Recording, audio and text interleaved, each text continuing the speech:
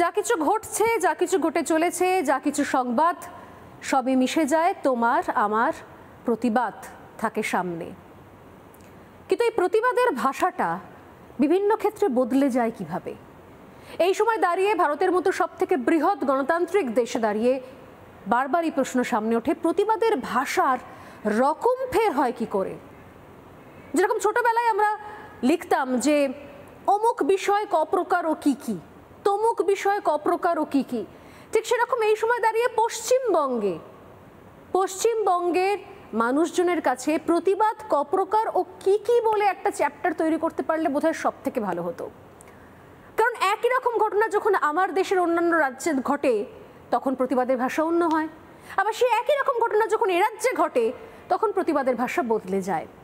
যারা নিজেদেরকে বুদ্ধিজীবী বলে দাবি করে এসেছেন, বিভিন্ন সময়তে যারা ঝাঁপিয়ে পড়েছেন নিজের গুরুত্বপূর্ণ মতামতকে সামনে তুলে ধরতে বা মানুষজনকে প্রভাবিত করতে, তাদের বক্তব্য, তাদের ধারণাকে সামনে রাখতে, তাদের ক্ষেত্রেও দেখা গিয়েছে এই দ্বিচারিতা বারবার। একই ধরনের ঘটনা যখন অন্যান্য কোনো প্রান্তে ঘটছে তখন তাদের ভূমিকা অন্যরকম, আবার যখন এ রাজ্যে সেই একই ঘটনা ঘটছে তখন তাদের ভূমিকা অন্যরকম। সোজা ভাষায় বলতে গেলে নিশ্চুপ। প্রতিবেশী দেশ যখন জ্বলছে, যখন ছাত্র আন্দোলন উত্তাল, তখন স্বৈরাচারী শাসনের বিরুদ্ধে নাকি যে আন্দোলন চলছে তার সপক্ষে প্রতিবাদ করেছেন এক শ্রেণীর মানুষ, সুশীল সমাজ, বুদ্ধিজীবী, শিক্ষাবিদ। কিন্তু তখন যখন প্রতিবেশী দেশ স্বাধীন, তৃতীয়বার স্বাধীন হওয়ার পর যখন সেখানে অরাজকতা শুরু হলো, তাণ্ডব নৃত্য শুরু হলো, মূর্তি ভাঙা থেকে শুরু করে গ্রন্থাগার পোড়ানো থেকে শুরু করে যখন শিল্পীর বাড়িতেও হাত পড়ল, তখন প্রতিবাদের ভাষা বদলে গেল। একাধিক ক্ষেত্রে আসলে প্রতিবাদের কোনো ভাষাই ছিল না, হয়ে গেল নিশ্চুপ। হিন্দু নিধন হলে প্রতিবাদের ভাষা হারিয়ে যায়, তখন হয় শান্তি সম্প্রীতির বার্তা। অথচ নিজের দেশে সংখ্যালঘুর বিষয়ে সত্যি হোক, মিথ্যে হোক, আসল হোক, গুজব হোক, যাচাই না করেই রণমূর্তি ধারণ করেন তারা। কি করে বদলে যায়?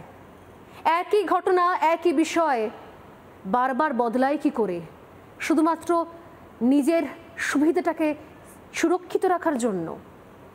যদি এরকমভাবে প্রতিবাদের ভাষা বারবার বদলায় তাহলে প্রকৃত প্রতিবাদ আদৌ হয় কি? প্রতিবাদ কি সত্যি এই দুটো প্রশ্নের মধ্যে আটকে নেই, যে আসলে এটা আন্দোলনের হাতিয়ার নাকি বিদ্বেষের অস্ত্র?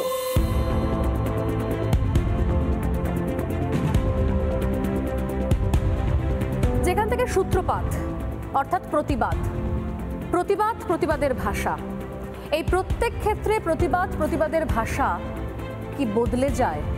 সোজা প্রশ্ন, প্রতিবাদের ভাষা তাহলে কি বিভাজনের অস্ত্র নাকি সত্যি সত্যি আন্দোলনের হাতিয়ার হয়ে উঠতে পেরেছে? কোনটা? যারা এই মুহূর্তে আমাদের সঙ্গে রয়েছেন, এক পক্ষে রয়েছেন গবেষক জিষ্ণু বসু, আপনাকে স্বাগত কথা হকের বিশেষ এপিসোডে। রয়েছেন রাজনৈতিক বিশ্লেষক এবং অধ্যাপক দেবাশিস চৌধুরী, তার সঙ্গে রয়েছেন অভিনেতা রুদ্রনীল ঘোষ। অন্য পক্ষে আমাদের সঙ্গে যারা রয়েছেন অধ্যাপক সমীর চট্টোপাধ্যায়, রয়েছেন বর্ষিয়ান রাজনীতিবিদ পিডিএস নেতা সমীর পুততুণ্ডু, এবং রয়েছেন আইএসএফ এর ওয়ার্কিং প্রেসিডেন্ট শামসুর আলী মল্লিক। শামসুরদা, প্রত্যেককে স্বাগত এবং কথা হকে বিশেষ এপিসোডে। আমি শুরু করব, নিঃসন্দেহে প্রত্যেকে প্রথমে একা বলবেন, তারপর আমরা ডিবেট ওপেন করব, কারণ আমাদের সঙ্গে কিছু দর্শকও রয়েছেন, তারাও প্রশ্ন করতে চান আমাদের কথা হকের অতিথিদের। সরাসরি এতদিন পর্যন্ত যে সুযোগ ছিল না, এখন সেই সুযোগ রয়েছে, সরাসরি প্রশ্ন, সোজাসুজি প্রশ্ন করতে পারবেন তারাও। আমি শুরু করবো আগে রুদ্রনীলকে দিয়ে। দেখুন, এখানে যারাই উপস্থিত রয়েছেন প্রত্যেকেই অভিজ্ঞ মানুষ, এবং আমাদের কথা যারা শুনছেন, পশ্চিমবঙ্গের পাল্টানো যে মানসিকতা রয়েছে সেটাকে যারা খুব ভালো করে মন দিয়ে দেখছেন, এবং বিশেষ করে আমাদের একদম সীমানা লাগোয়া দেশ বাংলাদেশের ক্রমে পাল্টে যাওয়া আন্দোলনের ধরন, তার ভাষা, তারপর একটা অন্তর্বর্তীকালীন সরকার, তার ভাষা, তার প্রয়োজন, এই সবটার মধ্যেই কিন্তু আমাদের মানুষের মধ্যে যারা সাধারণ মানুষ রয়েছেন, যাদের ইচ্ছাতেই কিন্তু দেশে শাসক বদল হয়, রাজ্যের শাসক বদল হয়। যারা রাজনৈতিক দল বা যারা খুব বড় বিক্ষোভ কর্মসূচি বা প্রতিবাদ কর্মসূচি যারা তৈরি করছেন, সেই ভিড় বা সেই জমায়েত কিন্তু সরকার পাল্টাতে পারে না বলেই দেখেছি। যদি সেটা না হতো, খুব আকর্ষণীয় ভিড় ব্রিগেডে অন্তত বামেরা বহু বছর ধরে ক্ষমতায় থাকুক আর না থাকুক তারা তৈরি করে যাচ্ছেন। কিন্তু যারা দেখছেন, যারা এই বারান্দা থেকে দাঁড়িয়ে বউ বাচ্চা সঙ্গে থেকে যারা মিছিল দেখেন, তারাই কিন্তু আসলে আলুটা পেঁয়াজটা, আমার পাড়ার নিরাপত্তাটা, আমার ভয়টা, কে আমায় মারবে ধরবে, সেইটাকে দেখেই কিন্তু তারা সিদ্ধান্ত নেন। অবশ্যই প্রবণতা তৈরি করা যায়। বাংলাদেশের ক্ষেত্রে যে গল্পটা মানুষের কাছে স্পষ্ট হয়েছে, সেই গল্পতে যত না তাদের দেশের মধ্যে ক্ষোভ বিক্ষোভের আগুন ছড়িয়ে পড়েছে, জল থামবার পরে দেখা গেছে যে এর মধ্যে অনেক বেশি করে আন্তর্জাতিক অঙ্কগুলো সেই দেশের মধ্যে, বিদেশের কিছু বড় দেশ তাদের রাজনৈতিক অঙ্ক, সেইটা তারা বীজ বপন করবার চেষ্টা করেছেন লোকাল মানুষের মধ্যে দিয়ে। ছাত্রদের আন্দোলন কোনোদিনই ছিল না মনীষীদের মূর্তি ভাঙো, এই দেশ যিনি স্বাধীন করলেন তার মূর্তি ভাঙো, প্রস্রাব করে দাও। কোনো ছাত্র আন্দোলনের দাবি ছিল না যে গণভবনে ঢুকে হাঁস, মুরগি, মাছ, এমনকি মহিলাদের অন্তর্বাস তুলে উল্লাস করা, বা সম্মানীয় সংসদে ঢুকে বিড়ি সিগারেট ফোঁকা, বা মন দিয়ে সংখ্যালঘু নিধন বা তাদের অত্যাচার সেই দেশে হিন্দু বা অন্যান্য, এটা ছাত্রদের দাবি ছিল না। ছাত্রদের দাবি কখনো ছিল না যে রাহুল আনন্দের বাড়ি তার বাদ্যযন্ত্র পুড়িয়ে দাও। তাদের কখনো দাবি ছিল না যে কুমিল্লার বীরচন্দ্র পাঠাগার ঠিক ওই নালন্দা বিশ্ববিদ্যালয়ে ধ্বংসের মতো করে পুড়িয়ে দাও। যদি আমরা খুব ভালো করে দেখতে পাই, তারা কিন্তু নোট থেকে মুজিবের মুখ আছে বলে নোট ছেড়ে দিই, তারা কিন্তু সেটা করেনি। আমরা যদি খুব ভালো করেই সোজাভাবে দেখি যে কট্টরবাদী কিছু মানুষ বা কিছু রাজনৈতিক দল ওই দেশের, যারা কখনোই চায়নি যে বাংলাদেশ পাকিস্তান থেকে মুক্ত হয়ে স্বাধীন বাংলাদেশে আসুক, যারা শেখ মুজিবের যে বড় আন্দোলন গড়ে তুলে মুক্তিযুদ্ধের মাধ্যমে বাংলাদেশকে স্বাধীন করা, অজস্র প্রাণ বলিদানের মধ্যে দিয়ে সেটাকে যারা সমর্থন করেনি, তারাই কিন্তু পরম্পরাগতভাবে ভারতবর্ষকে নাগাড়ে গালাগাল করে দাও। তার কারণটা হচ্ছে ভারতবর্ষ সেই সময় তারা যদি বাংলাদেশের পক্ষে মুজিবদের যে এত আন্দোলন করেছেন তারা রক্তক্ষয়ী, তার পাশে যদি না থাকতেন, তো তাহলে এই স্বাধীন বাংলাদেশের আজকের বিপ্লবীরা তারা কিন্তু স্বাধীন হয়ে স্বাধীনতার আনন্দে তাদের জাতির পিতার মূর্তি ভাঙতেন না বা তার প্রস্তাব করতেন না। এই একটাও কিন্তু ছাত্র আন্দোলনের দাবি ছিল না।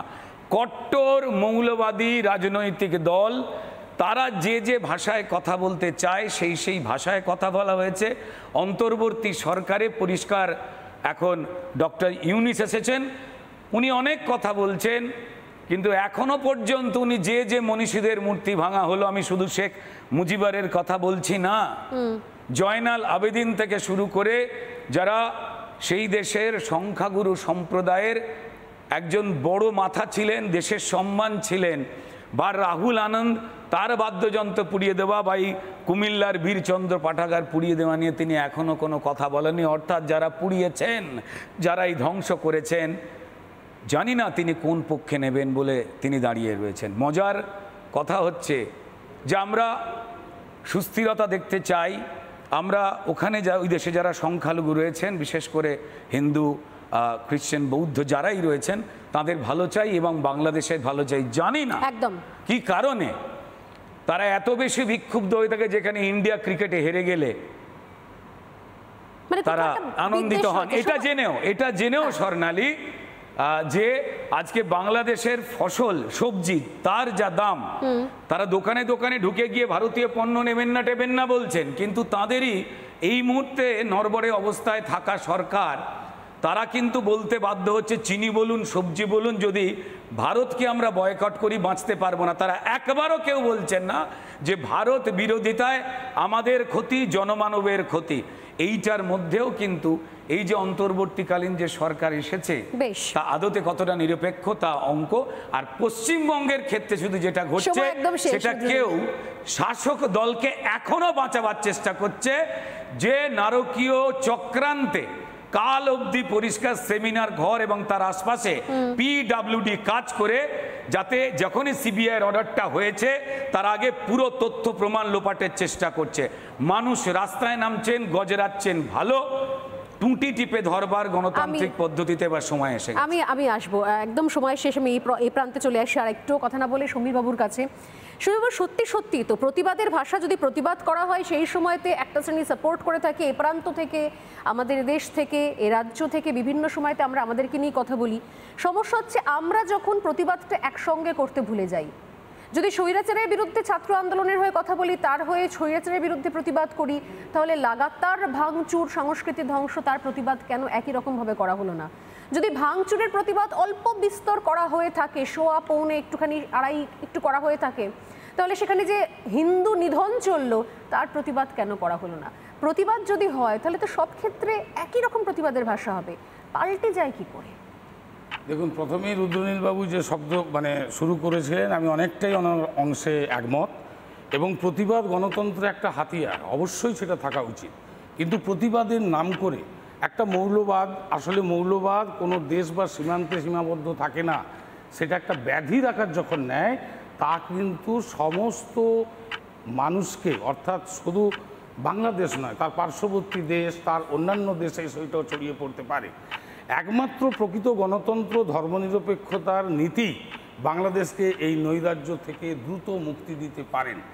স্বাভাবিকভাবে যে ঘটনার কথা পূর্ববর্তী বক্তা উল্লেখ করলেন, আর আপনাদের মোশন আজকে যা, আমরা প্রত্যেকেই এই সন্ত্রাসবাদের বিরোধী, এই আন্দোলনের নামে হিংসার বিরোধী, এবং অবশ্যই সংখ্যালঘু এবং যারা এই ধরনের কাজ করছে, সাম্প্রদায়িক কাজ করে, তাদের আমরা সম্পূর্ণ বিরোধী। 1971 সালের অপূর্ব মুক্তিযোদ্ধা হিসেবে মুজিবুর রহমানের কথা আমরা শুনেছি, এবং তার নেতৃত্ব রাজনৈতিকভাবে তিনি অত্যন্ত সেটা প্রমাণ করেছে। তার পরিবারকে 1975 সালে পুরো দেশবাসী সেখানকার কেন মেরেছিল, কিভাবে মেরেছিল আমরা সবাই জানি। ভাগ্য ভালো যে হাসিনা, আওয়ামী লীগ আজকে যাদেরকে এই ছাত্র আন্দোলনের কোটার নাম করে, সংরক্ষণের নাম করে যে বর্বরতা, যে নৃশংসতা যেভাবে আমাদেরকে চোখের সামনে দেখালো, এটা কোনোভাবেই কোনো রাজ্য বা কোনো দেশের ক্ষেত্রে এটা মোটেই স্বাস্থ্যকর নয়। স্বাভাবিকভাবে এই যে হিন্দুর কথা সামনে আসছে, এই সময় বাংলাদেশের হিন্দুর পরিমাণ যদি 16 কোটি সর্বোচ্চ মানুষ ধরা হয়, প্রায় 1 কোটির কিছু বেশি হিন্দু। এই যে তাদেরকে তাদের পার্সেন্টেজ ধরা হচ্ছে প্রায় 7%। এবং সেন্সার 1951 সালে পূর্ব পাকিস্তানে হিন্দু জনসংখ্যা ছিল 22% হিন্দু। 1974 সালে 14% টিকে ছিল, কিন্তু অদ্ভুতভাবে পাকিস্তানের হিন্দুদের সংখ্যা 2.41%, এটা জানা দরকার।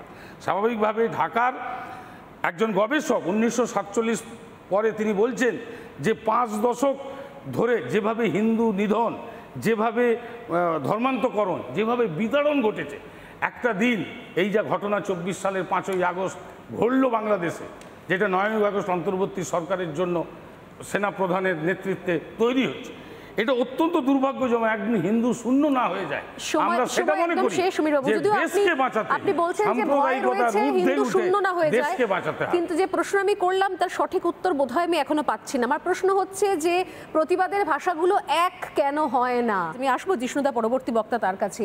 যখন বই পড়ে, বাদ্যযন্ত্র পড়ে, তখন সেই প্রতিবাদের ভাষা দেখতে পাওয়া যায় না, বা তাও অল্প বিস্তর যখন দেখতে পাওয়া যায় মূর্তি ভাঙার ক্ষেত্রে। হিন্দু নিধন যখন হচ্ছে, তখন এপারের সেই যে কণ্ঠগুলো যারা এতদিন ধরে, দীর্ঘদিন ধরে হাসিনা সরকারের স্বৈরাচারের বিরুদ্ধে প্রতিবাদ জানিয়ে এসেছিল, নীরব সাপোর্ট দিয়ে এসেছিলেন যারা ছাত্রদলকে, যারা তরুণ ছাত্র যারা রাস্তায় নামছেন তাদেরকে, সেই সমর্থন, সেই আওয়াজ, সেই কণ্ঠ বা সেই অনুপাতে, সেই রেশিও বলি আমরা, সেই অনুপাতে প্রতিবাদ আমরা যখন ওখানে হিন্দু নিধন হচ্ছে সেক্ষেত্রে দেখতে পেলাম না। আপনি যে প্রশ্নটা করেছেন সেটা আজকের নিরিখে অত্যন্ত গুরুত্বপূর্ণ, এবং এই প্রশ্নের উত্তর বাংলাদেশে সাম্প্রতিককালে যে আন্দোলন তার পরে হয়েছে, তথাকথিত স্বাধীনতার পরে যে আন্দোলন হয়েছে, যেখানে অত্যাচারিত হিন্দুরা এক এক জায়গায় লক্ষ লক্ষ মানুষের জমায়েত করেছেন, লক্ষ লক্ষ মানুষ সমবেত হয়ে তাদের বাঁচার জন্য প্রতিবাদ করেছেন, সেখানে যে স্লোগানগুলো উঠেছে তার থেকে পরিষ্কার, স্লোগান উঠেছে কথায় কথায় বাংলা ছাড়, দেশটা কি তোর বাপদাদার। স্লোগান উঠেছে বুদ্ধিজীবীর গালে গালে, জুতো মারো তালে তালে। দুটো স্লোগানেই যদি আপনি সৌজন্য বলেন, শিষ্টাচার বলেন, হয়তো শিষ্টাচারের যে পরাকাষ্ঠা সেটা উত্তীর্ণ হয়নি। কিন্তু এইটাই বাংলাদেশের নিপীড়িত মানুষের ভাষা। এবং আপনি যে কথা বলছেন, যেসব মানুষ তথাকথিত বুদ্ধিজীবী তারা মুখোশ পরে এইরকম প্রতিবাদ করেন সময়ে সময়ে, ইসরায়েলের জন্য, গাজা স্ট্রিপের জন্য তারা প্রতিবাদ করেন, প্যালেস্টাইনের জন্য, কিন্তু একই ভাষায় কথা বলছেন। মরার আগে বাংলা ভাষাতে আত্মচিৎকার করে যারা মারা যাচ্ছেন তাদের জন্য বিগত কয়েক দশকের এই তথাকথিত বুদ্ধিজীবীরা একটা কথাও বলেননি। তাদের উদ্দেশ্যেই তারা বলেছেন বুদ্ধিজীবীর গালে গালে, জুতো মারো তালে তালে। এই বুদ্ধিজীবীদের মধ্যে এরকমও উদার হৃদয় মানুষ আছেন, তারা বাংলাদেশের মানুষ মুনতাসির মামুনের সম্বন্ধে বলেননি, তারা শাহরিয়ার কবিরের সম্বন্ধে বলেননি, সালাম আজাদের সম্বন্ধে বলেননি, তসলিমা নাসরিনের সম্বন্ধে বলেননি। তারা বলেছেন এই বাংলার ওই রকম মুখোশ পরা বুদ্ধিজীবীরা যারা কেবল নিজের ধান্দার জন্য বুদ্ধিজীবীর মতো মোমবাতি নিয়ে বেরোন। তাই এই যে মুখোশ পরে বুদ্ধিজীবী সেজে তারা প্রতিবাদের নাটক করা, আর নিজেদের যেমন কিছুদিন আগে 2021 সালে ভোটের আগে বলেছিলেন আমরা অন্য কোথাও যাব না। লক্ষ্য করেছেন এই যে নৃশংসতম ঘটনাটা আরজি করে ঘটেছে, সেই যেসব মুখগুলো দেখাতে এসছিলেন আমরা অন্য কোথাও যাব না, একটা মুখকে প্রতিবাদ করতে দেখেছেন। কারণ তারা জানেন এই প্রতিবাদ করলে তাদের রুটি শেখা হবে না, তাদের যে রুটি শেখার জন্য তারা প্রতিবাদ করেন সে রুটি শেখা হবে না। তার জন্য আজকে সময় এসেছে এই ধরনের তথাকথিত বুদ্ধিজীবী যাদের বিরুদ্ধে বাংলাদেশের সাধারণ মানুষ, নিপীড়িত মানুষ তার প্রতিবাদ করেছেন, সেই সব বুদ্ধিজীবীদের মুখোশ খুলে দেওয়া এবং বুঝিয়ে দেওয়া যে সাধারণ মানুষ নিজের প্রতিবাদ নিজে করতে রাস্তায় নামবে। যে বেশ কিছু দর্শকরা আমাদের সঙ্গে রয়েছেন যারা ভীষণ রকম নিয়মিতভাবে কথা হোক দেখেন, যারা নিজেরা পড়াশোনা করছেন, প্রতি মুহূর্তে তাদের গুরুত্বপূর্ণ বক্তব্য, তাদের ক্ষুরধার লেখনী বারবার আমাদের সামনে চলে আসে। সেরকম চারজন আমাদের সঙ্গে রয়েছেন, দিগন্ত চক্রবর্তী, দীপঙ্কর দাস, সৌরভ মিশ্র, রূপসা সিনহা। এই চারজনের কাছ থেকে প্রশ্নোত্তর নেব আমি। আপনারা তৈরি থাকুন, আপনাদের কাছে আসছি। কে কি করছে তার পরিচয় দেবো, তবে তার আগে পিডিএস নেতা, বর্ষিয়ান রাজনীতিবিদ, আমি তার কাছে আসবো সমীর পুততুণ্ড। সমীরবাবু, সত্যি কি মনে হয় না দ্বিচারিতা? বাংলাদেশে যে প্রতিক্রিয়া সাধারণ মানুষের, বিশেষ করে ছাত্রদের সামনে রেখে আমরা দেখলাম, এর প্রেক্ষাপট এবং এতে কারা কীভাবে কি জড়িত তা নির্বিশেষে কোনো কথা হতে পারবে না, সঠিক কথা অন্তত হতে পারবে না। এবং এখানে দাঁড়িয়েই আমরা বুঝতে পারছি শুধু স্থান নির্বিশেষে, কাল নির্বিশেষে নয়, পাত্র নির্বিশেষেও প্রতিবাদের ভাষা পাল্টে যায়। বাংলাদেশে যে দুটো তিনটে কথা উনি বললেন, আরও আছে এরকম, আমি শুনেছি মুজিবুর রহমানকে গালাগালি করে আছে, আরও আছে। এগুলো কোনোটাই আমার মনে হয় না ছাত্রদের তৈরি করা। ওই জমিতে ওখানকার মতন করে, ওখানেই হয়তো কেউ বলছে বুদ্ধিজীবী বলে, তাদের তৈরি করা জিনিস। রাজনৈতিক নেতৃত্ব যারা ইনভলভ, তারা হয়তো সামনে নেই, কখনো কখনো আসছে কিন্তু সামনে নেই, তারা জড়িয়ে গেলে পরে ভাষা পাল্টে যায়। এক পশ্চিমবাংলায় এখানে দাঁড়িয়েই আমাদের পাত্র নির্বিশেষে একরকম ভাষা হবে না। ফলে সমস্যা হচ্ছে সাধারণ লোকের সমস্যার মুখে দাঁড়িয়ে মানুষ যে ভাষায় যেভাবে প্রতিবাদ করে, আবার দুদিন বাদে যখন ভোট হবে তখন দেখা যাবে যারাই মিছিলে এসছে তারা সব এক জায়গায় গিয়ে ভোট দিচ্ছে না। ফলে কখনো কখনো এমন এমন বিষয়, পরিস্থিতি সামনে চলে আসে যেটাতে সাধারণ লোক জড়িয়ে যায়। এবং বুদ্ধিজীবীদের সম্পর্কে বিষ্ণুবাবু অনেক কথা বলেছেন, কিন্তু বুদ্ধিজীবীরা রাস্তায় না আসলে, উনি যে সিপিএমের সরকার পাল্টাতে চেয়েছিলেন তখন ওনারা সেই সরকার পাল্টাতে পারতেন না। শুধু আন্দোলনকারী আমরা যারা রাস্তায় ছিলাম, শুধু রাজনৈতিক শক্তি পারত না। কাজে এইভাবে ফ্ল্যাটলি বুদ্ধিজীবীদের সম্পর্কে কথা বলা, এটা আমি মনে করছি না। যে আমাদের এখানকার রাজনীতিতে আমরা যারা বিপরীত মেরুতে আছি, বাংলাদেশের ইস্যুতে কিন্তু আমরা কাছাকাছি চলে এসেছি। এখানে আমরা এমন কিছু করতে পারছি না যেটা ওখানে একটা উস্কানি হতে পারে, ওখানে একটা প্রবলেম তৈরি হতে পারে। এবং এখানে কেন্দ্রীয় সরকারের একটা স্ট্যান্ড নিয়েছেন, রাজ্য সরকার কিছু কথা বলেছেন, কেন্দ্রীয় সরকারের সঙ্গে যারা শাসক দল আমাদের অনেক বিরোধ আছে বিষ্ণুবাবুদের সঙ্গে, কিন্তু আমরা মনে করি কেন্দ্রীয় সরকার সঠিক স্ট্যান্ড নিয়েছেন। কারণ ভারত উপমহাদেশে অস্থিরতা তৈরি করার জন্য বাংলাদেশ, শ্রীলঙ্কা সহ বিভিন্ন দেশকে বিদেশি শক্তি বিভিন্ন সময় ব্যবহার করেছে, কথাটা ইতিমধ্যে এসছে। 71 সালে আমরা যত অ্যাক্টিভ ছিলাম, আজকে তো আমরা অতটা অ্যাক্টিভ নেই, কারণ 71 সালের পরিস্থিতির বিষয় আলাদা ছিল। তখন আমাদের এখানে একটা অস্থিরতা তৈরির জন্য সেন্টার হবে কি না হবে, তার থেকে বড় কথা হচ্ছে সেখানকার মানুষের স্বাধীনতার বিষয় অনেক বড় ছিল, এবং সেখানকার মানুষের লড়াইকে এখানকার মানুষও তখন দলমত নির্বিশেষে মদত দিয়েছেন, সমর্থন দিয়েছেন। আমার প্রশ্ন আমি আবারও বলি, দেশের যেটা দুই দেশের বিষয়, নিঃসন্দেহে দেশের সরকার যা বলবে পলিসির জায়গা থেকে সমস্ত রাজনৈতিক দল যথেষ্ট গুরুত্বপূর্ণ ভূমিকা পালন করেছে, তারাও বিচক্ষণতার পরিচয় দিয়েছেন, কারণ দেশের সিদ্ধান্তের পাশেই সবাই রয়েছে, এখানে কোনো বিতর্কের অবকাশ নেই। কিন্তু যেখান থেকে আমার প্রশ্নের সূত্রপাত, আমি আসছি দেবাশিস চৌধুরীর কাছে, যেখান থেকে বিতর্কের সূত্রপাত সেটা হচ্ছে এদেশের মুষ্টিমেয় কিছু মানুষ, আমি আবারও বলি, এই ভাষার ধরনগুলো বদলে যায়। আমার প্রশ্ন হচ্ছে যে দেশের পলিসি নয়, যদি সোজা ভাষায় বলতে হয়, এই এক শ্রেণীর মানুষ যাদের কথা খুব স্পেসিফিক্যালি সমীরবাবু বললেন যে সত্যি তারা যদি পাশে না থাকতেন রাজনৈতিক দলের পক্ষে সম্ভব ছিল ক্ষমতা পরিবর্তন করা, তো যদি আমি ধরে নিই যে সেই এক শ্রেণীর মানুষ তারাই অনুঘটকের মতো কাজ করেছেন, তারাই ক্ষমতার পরিবর্তন ঘটিয়েছেন, শুধু মমতা বন্দ্যোপাধ্যায়ের পক্ষে সম্ভব ছিল না, তাহলে ধরে নিতে হয় যে সেই এক শ্রেণীর মানুষ যারা অনুঘটকের মতো সেদিন কাজ করেছিলেন তারা আজকে দেশের শান্তি শৃঙ্খলা সম্প্রীতি বজায় রাখার জন্য কাজ করছেন কি? কোনো একটা 1 লাখের মতো ঘটনা ঘটলে, নুপুর শর্মার মতো ঘটনা ঘটলে তাদের যা ভূমিকা থাকে, আজকে অন্য প্রান্তে হিন্দু নিধন হলে তাদের কি একই ভূমিকা থাকে? দেবাশিসদা।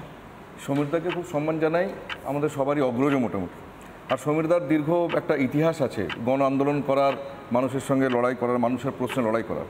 যেই প্রশ্নটা আজকে উত্থাপন হয়েছে তার একাডেমিক উত্তর হচ্ছে, মানে একাডেমিক্সে যার এটা বিশ্লেষণ হয় সেটা হচ্ছে মানুষের আন্দোলনের ভাষা যদি কেউ অ্যাপ্রোপ্রিয়েট করে, মানুষ একটা কথা বলতে চাইছে কিন্তু নেতৃত্ব আরেকটা কথা বলছে, সেই আন্দোলনের নেতৃত্ব আরেকটা কথা বলছে, এবং যখন মানুষের প্রতিবাদের ভাষা যখন অ্যাপ্রোপ্রিয়েট হয়, যখন দখল হয়ে যায়, তার উপরে কেউ দখল নিয়ে নেয়, তখন বিরাট বিরাট ন্যারেটিভগুলো কাজ করে। সমীরদাকে খুব সম্মান জানিয়ে জিজ্ঞেস করি, এই যে আপনি বললেন স্বার্থ সংশ্লিষ্ট, তাহলে এই যে যখন 2011-র আগে যে আন্দোলনগুলো হয়েছিল তার মধ্যে স্বার্থ সংশ্লিষ্ট লোক ছিল, সেটার মধ্যে ভেস্টেড ইন্টারেস্ট ছিল। এবার আপনি আরেকটা জিনিস বললেন, সেটা হচ্ছে বাংলাদেশের বিষয়তে সঠিক কথা হতে পারে না, অনেকের মধ্যে বিষয় আছে, সেজন্য আমরা ঠিক চিহ্নিত করতে পারবো না কোন ফোর্সটা কোথায় কাজ করছে। তারপর আপনি বললেন ছাইয়ের তলায় আগুন চাপা ছিল, ছাত্র আন্দোলনের মধ্যে দিয়ে সাধারণ লোকের বহিঃপ্রকাশ হয়ে গেল, কেন গণতন্ত্র বিপন্ন ছিল প্রভৃতি বিষয়গুলো আছে। আমার শুধু একটা সাধারণ প্রশ্ন, যখন প্যালেস্টাইনের কোশ্চেন হয়, যেটা জিষ্ণুদা বললেন, বা যখন অন্য কোনো রকম নিকারাগুয়ার কোনো প্রশ্ন হয়, কোনো শ্রমিক, শ্রমজীবী, মজদুর, কৃষকের প্রশ্ন হয়, তখন কৃষক, মজদুর, ছাত্র, নারী, মহিলা, প্যালেস্টাইনের মুসলমান, এইভাবে শব্দাবলী নিয়ে আন্দোলন হয়। এতগুলো ব্যাখ্যা আমরা এখানে করলাম, কিন্তু এখন অবধি কেউ বলেছে বাংলাদেশের হিন্দু আক্রান্ত, বাংলাদেশের সংখ্যালঘু আক্রান্ত, বাংলাদেশের হিন্দুদের যেই আন্দোলনটা হচ্ছে, যেই বিষয়টা নিয়ে হিন্দুরা লড়াই করছে, সেই লড়াইটার মধ্যে দিয়ে সেই লড়াইটা অন্য কোনো বড় মেটা ন্যারেটিভ, অন্য কোনো গল্পের অংশ হবে কেন? হিন্দুদের প্রশ্ন এই যে আপনি বললেন যে সাধারণ লোকের ওখানে ছায়ের মধ্যে আগুন, সাধারণ লোকের আগুন বেরোয়নি, জামাতের আগুন বেরিয়েছে, জিহাদের আগুন বেরিয়েছে, ওখানে আক্রান্ত হয়েছে সংখ্যালঘু নয়, হিন্দুর আক্রান্ত হয়েছে। আমরা ভাষা ঠিক করতে পারছি না কেন? কারণ আমরাও সেই ন্যারেটিভ, সেই হেজেমনির মধ্যে রয়েছি, মানসিকতা আমাদের সেরকম এখন দাসত্বের মধ্যে রয়েছে যে হিন্দুদের কথা, হিন্দু শব্দাবলী ব্যবহার করে বলাটা অপরাধ, পাপ। কোনোভাবে সেকুলারিজমের উপরে কোনো আমাদের একটা প্রশ্ন চিহ্ন চলে আসে, কেন হবে? হিন্দুরা তো বাংলাদেশে বা পূর্ব পাকিস্তানে হিন্দু বলেই আক্রান্ত হয়েছিল, তা না হলে তো সিআর দাসের সময় 1923-তে বেঙ্গল প্যাক্ট হয়েছিল, বেঙ্গল টেনেন্সি অ্যাক্ট হয়েছিল, হিন্দু জমিদারি জমির পাট্টা মুসলমানদের দেওয়া হয়েছিল।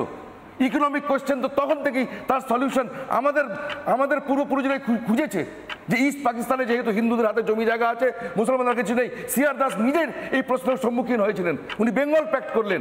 সুভাষ বোস নিজে কলকাতা কর্পোরেশনে 80% চাকরি মুসলমানদের দিয়েছিলেন 1925-এ।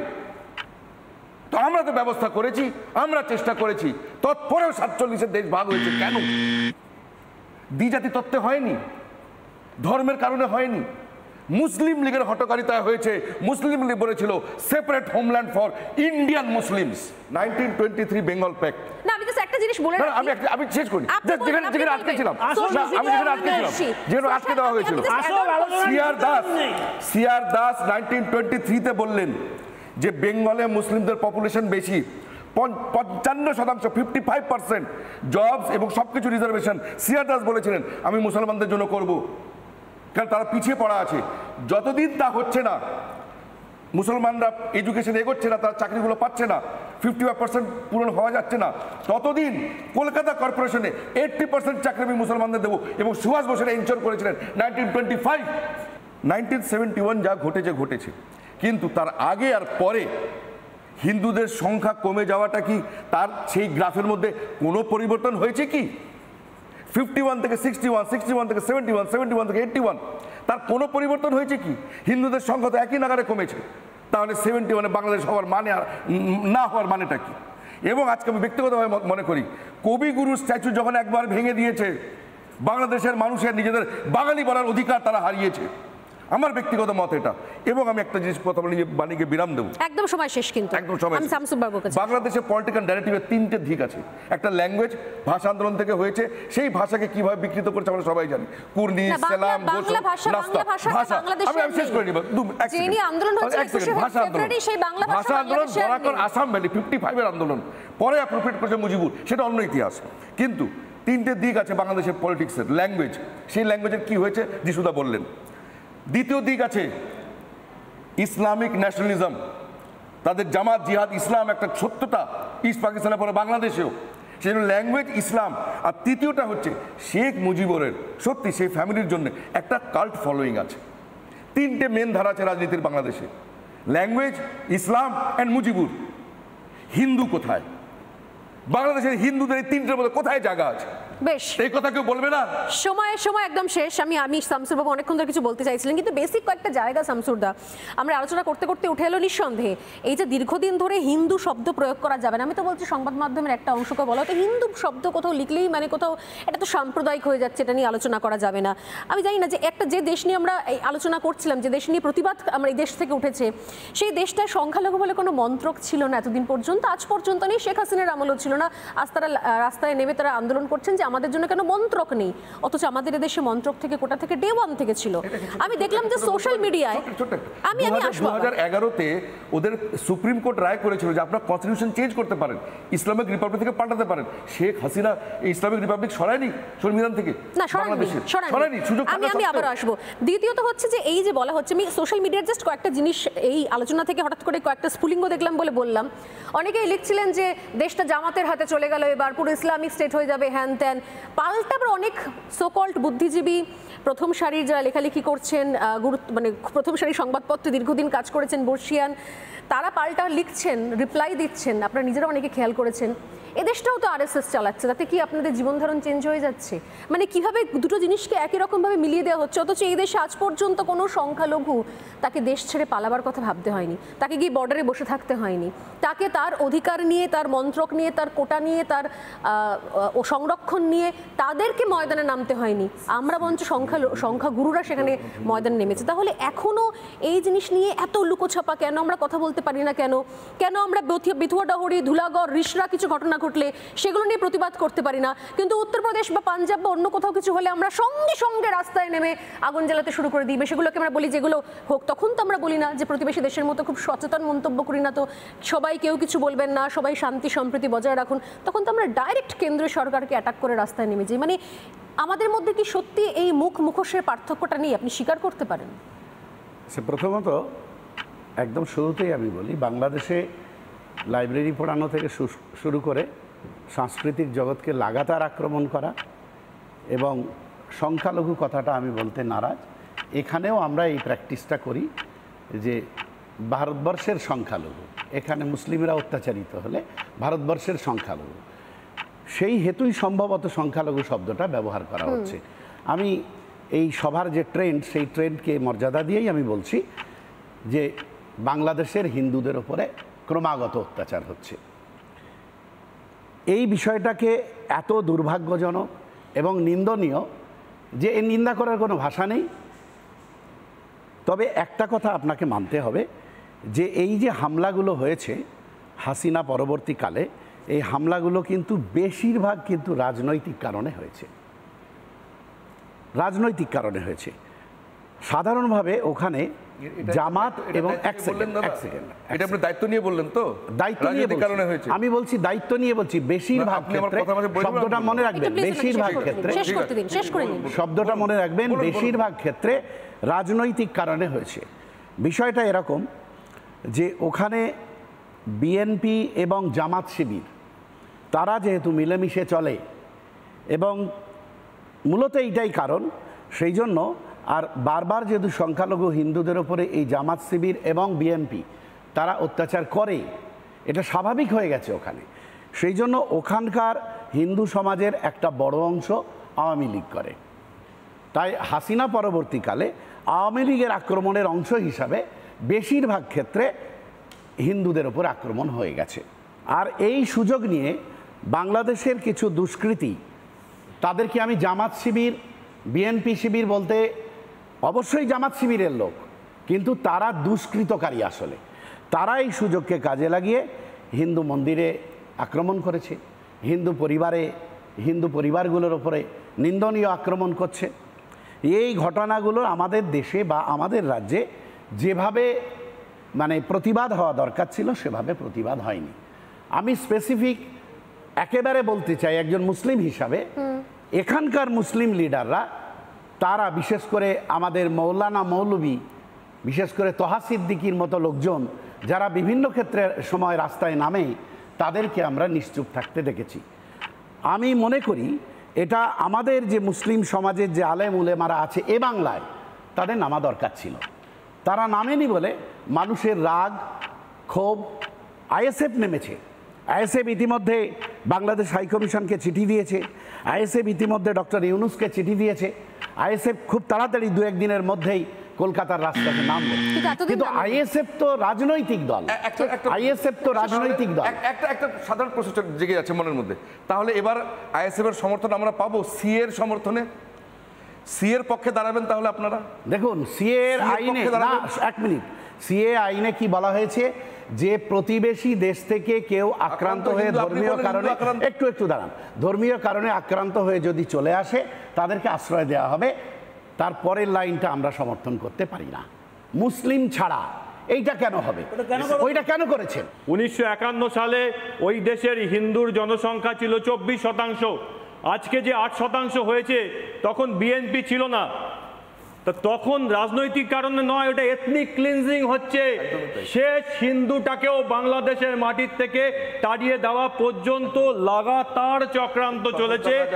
71 সালের আগে রাজাকাররা করেছে, আজকে যারা বলছেন তারা করছে না, বুঝতে হবে। আমি একটু বাকিদের কথা শুনি, দর্শকদের, তাদের যদি কোনো প্রশ্ন থাকে, হয়তো এপক্ষ ওপক্ষ বা আমার কাছে কোনো প্রশ্ন থাকতে পারে।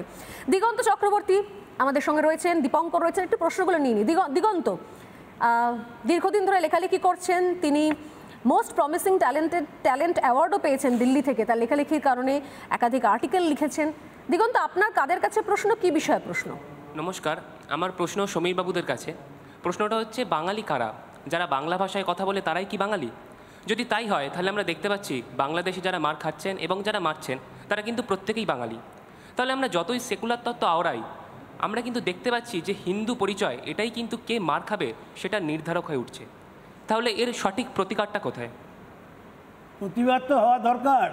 আমি বলার সময় বলেছি যে দেশের সরকার, রাজ্যের সরকার, দায়িত্বশীল বিভিন্ন কর্তৃপক্ষ আমাদের দেশে এদের এই গোলমালের সময় এখানে গোলমাল বাঁধাতে চাইছে না। কারণ ভারতবর্ষের পাশে উপমহাদেশে বিদেশি শক্তি ঘাঁটি করার জন্য এই গোলমালটা সংগঠিত করেছে। আমরা বিভিন্ন সময় তার প্রতিবাদ করেছি এবং আমি তো নিজে আমার পরিবারগতভাবে আমরা ভুক্তভোগী, ফলে আমরা প্রতিবাদ করেছি। কিন্তু আজকের দিনে জামাতের পেছনে পাল্টা জামায়াতগিরি করতে হবে এখানে যদি ওই প্রতিবাদ করতে হয়। তার মানে হিন্দুদের ওপর আক্রমণ হলে কেউ আপত্তি করেনি তা নয়। কেন্দ্রীয় সরকার করেছে, রাজ্য সরকার করেছে, বিভিন্ন দায়িত্বশীল কর্তৃপক্ষ করেছে। দীপঙ্কর দাস,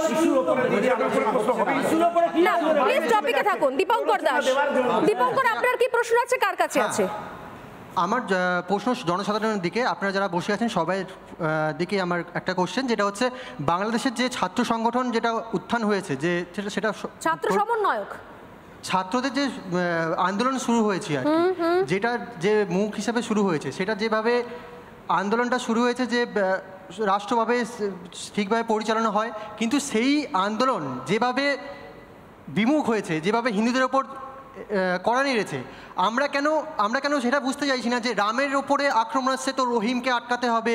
আমরা তো সব থেকে বড় কথা হচ্ছে আমরা মনুষ্য ধর্ম হচ্ছে সব থেকে বড় ধর্ম, সেখানে রাম রহিমে এখানে কীভাবে বিভাজন আসছে?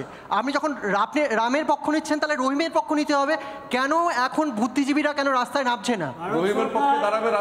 ভারত সরকার সঠিক পদক্ষেপ নিয়েছে এবং রাম রহিমের ঝগড়াটা এখানে বাদিয়ে ওখানে গোলমালটা কেউ বাড়াতে চায়নি, এটাই আপনার মাথায় আসছে না।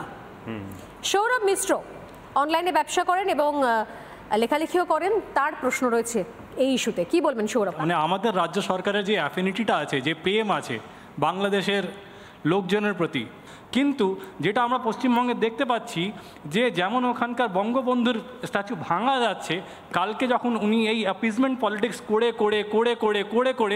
পশ্চিমবঙ্গের ডেমোগ্রাফিটা পাল্টাতে তিনি যেমন মানে সাকসেস হয়ে যাবেন, যখন ওনার মানে power of position of power যখন ওনার সেক্টর হয়ে যাবে, যখন সংখ্যালঘু যখন এখানে সংখ্যাগুরু হয়ে যাবে, তখন যখন এখানে নেতাজির মূর্তি ভাঙা যাবে, যখন এখানে রবীন্দ্রনাথের মূর্তি ভাঙা যাবে, কেন কি র্যাডিক্যাল ইসলাম এটা প্রমোট করে থাকে, তখন কি মমতা ব্যানার্জি এই রাজ্যের লিগ্যাল সিস্টেমটা মেনটেন করতে পারবেন? কেন কি সেটা তো উনি আজকেই করতে পারছেন না। বোঝা গেল, যদি অনেক লম্বা প্রশ্ন, কিন্তু বুঝতে পারা গেছে যে সত্যি ডেমোগ্রাফি চেঞ্জ করার ক্ষেত্রে আপনার মনে হচ্ছে যে এই রাজ্যের সরকারের যে ভূমিকা দিনের পর দিন নেওয়া হচ্ছে, এরপর তো এখানে নেতাজির মূর্তি ভাঙা হবে, কারণ ওদেশ থেকে তো ননস্টপ বলা হচ্ছে যে ইসলামে মূর্তি হারাম, অথেব ভাঙো। উত্তরটা নেব রুদ্রনীলের থেকে। হুইসেল ব্লোয়ার বলা হতো আগে যারা ইন্টেলেকচুয়ালস তাদেরকে, যে রাজা তার কাজ করতে করতে রাজ্যপাট চালাতে চালাতে জয়ের আনন্দে, ক্ষমতার আনন্দে যখন বিভোর হয়ে যেত, সে যাদের জন্য রাজা, যারা না বললে সে রাজা নয়, তাদের প্রতি কী কী কর্তব্য যখন তিনি আঙুর খেয়ে ঘুমিয়ে পড়ে ভুলে যেতেন, তো তখন বেশ কিছু মানুষ, তিনি যে কোনো জীবিকা থেকেই আসতে পারেন, তাকে অভিনেতা, অভিনেত্রী, লেখক, টেখক হতে হবে এমনটা নেই। যিনি কৃষিকাজ করেন তিনিও বুদ্ধিজীবী হতে পারেন যদি সেই অর্থে ধরা হয়। যিনি নিজের জীবিকা ছাড়া সমাজের জন্য অন্য জীবিকা সম্পর্কে, তার ভালো মন্দ সম্পর্কে ওয়াকিবহাল, তিনি ওটা হতে পারেন।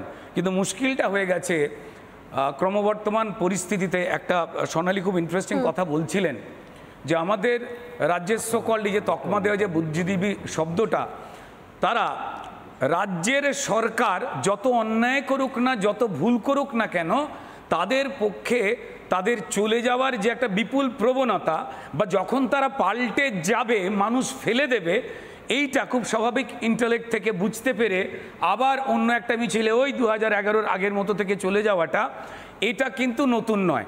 হুইসেল ব্লোয়ার যারা ছিলেন এর আগে সমাজের বিভিন্ন অংশের যারা ছিলেন, লেখক হোক, শিল্পী হোক, অন্য জগৎ থেকে আসা লোক, তারা কিন্তু রাজার ঘুম ভাঙাতেন রাজার পাশে গিয়ে। এখন মুশকিলটা হয়েছে, রাজার ঘুম ভাঙাতে গিয়ে এই বুদ্ধিজীবীরা রাজার খাটের পাশে আঙুর খেয়ে রাজার পাশেই পাশবালি জড়িয়ে ঘুমিয়ে পড়ছে।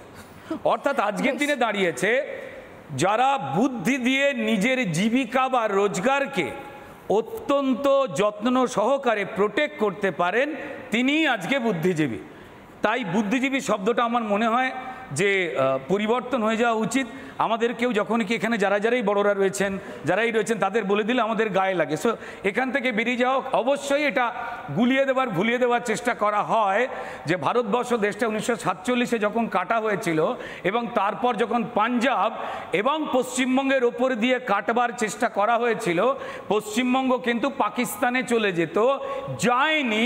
তার কারণ ওই ডেমোগ্রাফির কথা বলে যে মানুষটার জন্য শ্যামাপ্রসাদ মুখোপাধ্যায়, যে মানুষটার জন্য বামপন্থীরা অনেক গল্প বলার চেষ্টা করার পরেও তারা কি কারণে কেন সমর্থন করেছিলেন রানী রাসমণি সমেত, তারা কিন্তু ওই একটা জায়গায় এসে চুপ হয়ে যান, এই বিষয়ে আর বেশি কথা বলেন না।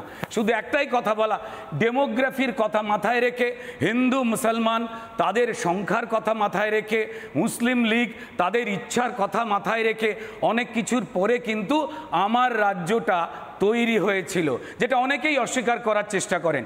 ডেফিনেটলি ডেমোগ্রাফির সমস্যা যদি হয়ে যায় তাহলে আবার বিপদ। এই প্রসঙ্গে আপনার যে কথাটা ভাই খুব ইম্পর্টেন্ট। দুর্ভাগ্যজনকভাবে আমাদের রাজ্যের সম্মানীয় মুখ্যমন্ত্রী তিনি শুধুমাত্র ক্রিমিনালদের মুখ্যমন্ত্রী হওয়ার জন্য তিনি যারা চুরি জচ্চুরি লুট করেছেন তাদেরকে বীর বলেছেন ওই চেয়ারে বসে।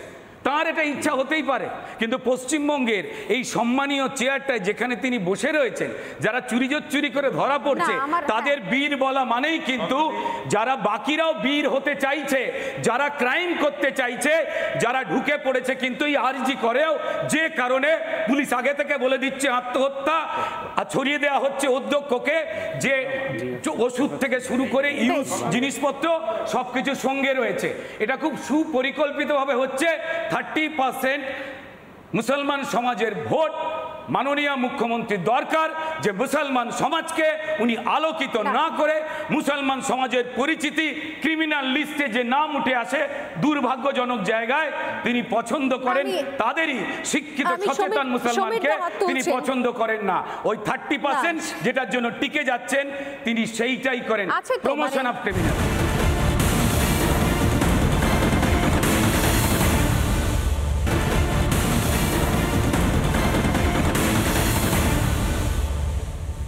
প্রশ্ন নিয়ে নিই। রূপসা সিনহা। রূপসা এমনিতে জুয়েলারি ডিজাইনিং করছেন, ফ্যাশন নিয়ে পড়াশোনা করছেন, কিন্তু ভীষণ রকমভাবে সচেতন, লেখালেখি করছেন। তার কি প্রশ্ন শুনি।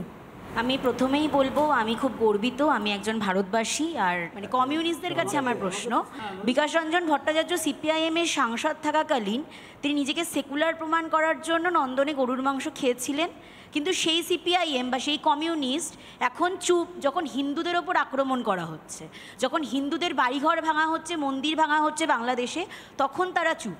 মুসলিমদের ওপর যখন আক্রমণ হয় তখন তারা সেকুলার, যখন হিন্দুদের ওপর আক্রমণ হয় তখন তাদের সেকুলার তত্ত্বটা কোথায় যায়? আমার দেখে মনে হলো বয়স খুবই কম, স্বাভাবিকভাবে অনেক কিছু ওনার পক্ষে হয়তো জানাও সম্ভব নয়।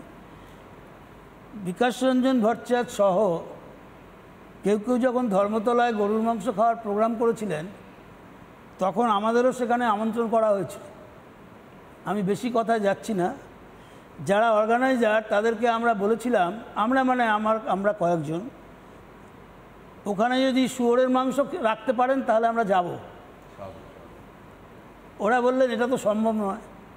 তখন আমরা বলেছিলাম যে যার বিরুদ্ধে আপনি গরুর মাংস রেখে প্রোগ্রাম করছেন, ওই গরুর মাংস রেখে প্রোগ্রাম করাতে তাদেরই সুবিধা হবে। উগ্র ধর্মীয় মৌলবাদী শক্তি লাভবান হবে মানুষকে খেপাবার জন্য। কাজেই ওই প্রোগ্রামের আমরা বিরোধিতা করেছি এবং আমি নিজে যাদবপুর এলাকায় পাবলিক মিটিংয়ে অনেক জায়গায় একথা বলেছি। আপনাকে তাহলে ওখানকার লোকের থেকে এটা সংগ্রহ করতে হবে। গুজরাটের যে দুর্ভাগ্যজনক দাঙ্গা হয়েছিল, যাতে 900 কয়েকজন মুসলমান সম্প্রদায়ের মানুষ মারা গেছিলেন, গুজরাট সরকার সেই দাঙ্গা থামানোর জন্য পুলিশের গুলিতে 250-র বেশি দাঙ্গাকারী হিন্দু মারা গেছিল। গুজরাটের থেকে কুতুবুদ্দিন আনসারি বলে একজন সেই হাত জোড় করা ছবি এখানে সেই সময়কার বামফ্রন্ট নিয়ে এসেছিলেন। আচ্ছা, কুতুবুদ্দিন এখন কোথায় থাকেন বলুন তো? কুতুবুদ্দিন গুজরাটেই ফিরে গেছেন। তখন বাজপেয়ী নরেন্দ্র মোদীকে বলেছিলেন রাজধর্ম পালন করতে। কেন বলেছিলেন? ঠিকই তো বলেছেন। কেন বলেছিলেন? ঠিকই তো বলেছেন। ওই খুন করতে বলেছেন, ওই খুনটা করতে বলেছেন। অর্ধসত্য। তারপরে বাজপেয়ী বলেছেন, এইজন্য নরেন্দ্র মোদী ভিডিও আছে, তারপরে বাজপেয়ী বলেছেন যে সেই কাজটাই হচ্ছে। রাজধর্ম পালন করতে। গুজরাটে রাজধর্মই পালন হয়েছে। কথা লোককে বলবেন না। তার জন্যই তো কুতুবুদ্দিন ফিরে গেছে। কুতুবুদ্দিনকে তো আপনারা ভালো তো বাজপেয়ীর ভালো ভূমিকা ছিল। মেয়ে বাচ্চা নরেন্দ্র মোদীকে শিক্ষা দিয়েছিলেন তখন। 303 থেকে 240 কেন কিছুই শেখেননি। আজকে বাংলাদেশে না আবার 300 হবে। দাদা আবার 300 হবে। সমীরদা আপনারা ক্ষমতা আসবেন। এক সেকেন্ড সমীরদা, ভোটের রেজাল্টে কিছু বোঝা যায়? দল তো এইটুকু আছে না, থাকো। ভোটের রেজাল্টে কিছু বোঝা যায়? সরকার চালাচ্ছেন আপনারা, সরকার চালাবার দায়িত্ব পালন করছেন, তার উপর দাঁড়িয়ে আপনারা এই সরকার তো একসময় বামেরাও চালিয়েছিল, সেখান থেকে শূন্য কি করে হয়ে গেল? ভোটের রেজাল্ট দিয়ে এত সহজে বোঝা যায় সবকিছু? এটা প্রমাণ করেছে হিন্দি এবং যে উত্তরপ্রদেশে রাম মন্দির নিয়ে এত উন্মাদনা, সেইখানের একটা জায়গায় কিন্তু হাঁটতে হয়েছে। ভোটের রেজাল্ট দিয়ে সব বোঝা যায় তো? ভোটের রেজাল্ট দিয়ে আরে আপনারাই তো বোঝানোর চেষ্টা করেছিলেন। অযোধ্যায় চলে গেলেন, আরে শুনুন না দাদা, নিয়ে মানুষকে নিয়ে দাদা শুনুন না, যদি অযোধ্যা তো কোনো কেন্দ্র নেই, অযোধ্যা পার্টিকুলার একটা এরিয়া, ওখানে রাম মন্দির রয়েছে, আপনি বলেন ওখানে হারতে হয়েছে, সঠিক কথা। তাহলে আপনি আপনার কাছে কোনো উত্তর আছে? আপনার কাছে কোনো উত্তর আছে? বসিরহাটের সন্দেশখালীতে কেন তৃণমূলকে হারতে হয়েছে? বসিরহাটের সন্দেশখালীতে তৃণমূলকে হারতে হয়েছে কেন? ভোটের রেজাল্ট বিজেপি থেকে 24-এর মধ্যে আপনাদের 15 লাখ ভোট কমেছে। মন্দির মসজিদ এই বিষয় নিয়ে যেভাবে বিদ্বেষের রাজনীতি করছেন, আমাকে শেষ করতে দিন, আমাকে শেষ করতে দিন, আমাকে ছোড়া হয়েছে আমাকে শেষ করতে দিন। কতগুলোর উপরে ঢিল ছোড়া হয়েছে মসজিদটা ফ্যাক্টর না, ফ্যাক্টর হচ্ছে আমাদের জীবন, ফ্যাক্টর হচ্ছে আমাদের জীবন। আপনারা মন্দির মসজিদ করছেন কেন সবসময়? 64 এর রায়টে এই অঞ্চলের কয়েক লক্ষ মানুষকে বাংলাদেশে চলে যেতে, পূর্ব পাকিস্তানে চলে যেতে হয়েছিল। আমি তার একমাত্র, আমি তার এখানে যারা আছেন আমিও সাক্ষী। আপনি এখান থেকে যশোরে চলে গিয়েছিলেন 64-এ, আমি একা না, পান্ডুয়া থেকে শুরু করে শ্রীরামপুর, লক্ষ লক্ষ মানুষ আমরা চলে গিয়েছিলাম। যশোরে চলে গিয়েছিলেন, তাহলে যশোরে না থেকে আবার ফিরে এলেন কবে? ওইটাই উত্তর দিচ্ছি, উনি উত্তর দিতে দিচ্ছেন না। আপনি যে বললেন যে কোন মুসলিম কি ফিরে এসছে, 1971-এ স্বাধীনতার পরে ক্রমাগত ভারতীয় মুসলমানদের উপর অত্যাচার হয়েছে আওয়ামী লীগের নেতৃত্বে। আমি শেষ করব, এটাই আমাদের দেশ ভারতবর্ষ, এটাই আমার দেশ ভারতবর্ষ, যে এখান থেকে যদি অনেক আগে 60-এর দশকে যদি কাউকে এদেশ ছেড়ে যেতেও হয়েছিল, তিনি আবারও ফিরে এসেছেন এদেশেই।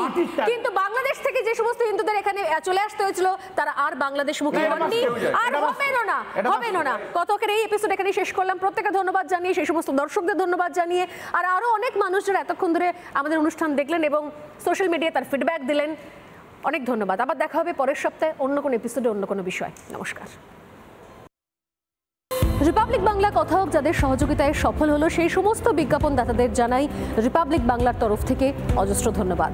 রিপাবলিক বাংলা কথা হোক co-presented by Willwood, co-powered by Sriniketan Fashion, Lal Baba Rice, Century Ply, Club Prime, JBJ Hexa, TMT Bar এবং doctor S C Deb's rheumalin gold capsule.